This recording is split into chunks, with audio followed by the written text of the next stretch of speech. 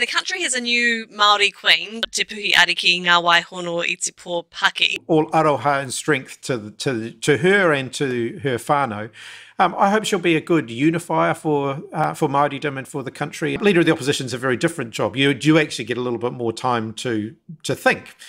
And so I've been making the most of that time to think. I think some of our most successful prime ministers are the ones who have actually had some time in opposition to really think, okay, well, what are my priorities? Where do I want to lead the country?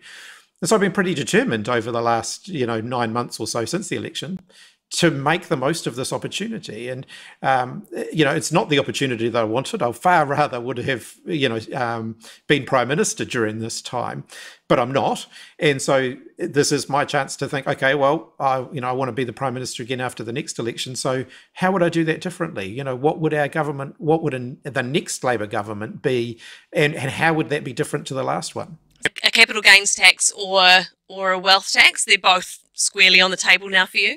Yeah, well, I mean, we've put all tax options on the table because we do need to broaden the government's tax base. We need to broaden where government as a whole gets revenue from. We need to have a broad conversation about that. We've got to be upfront with Kiwis. If you want to have healthcare in your retirement, we're going to have to pay for that as a country. I do think we're probably going to need to increase our borrowing as well. In fact, I think we will need to increase our borrowing. If you look at a wealth tax and a capital gains tax, they're actually similar. They're points on a continuum.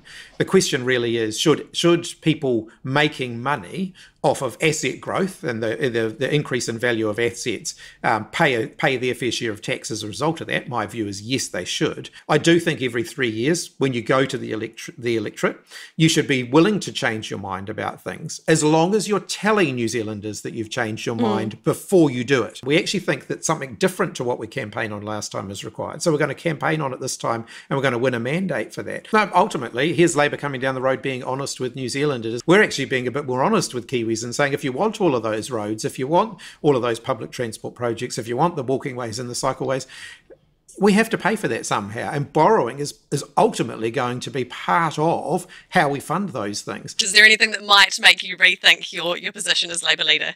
Oh, look, I think Labor's actually in good shape now. The trend has been, Labor has been going up overall and the government has been coming down. What I'm focused on is giving people a reason to vote Labor. I'll still be leader of the Labor Party long after Nicola Willis has shoved the knife between Christopher Luxon's shoulder blades.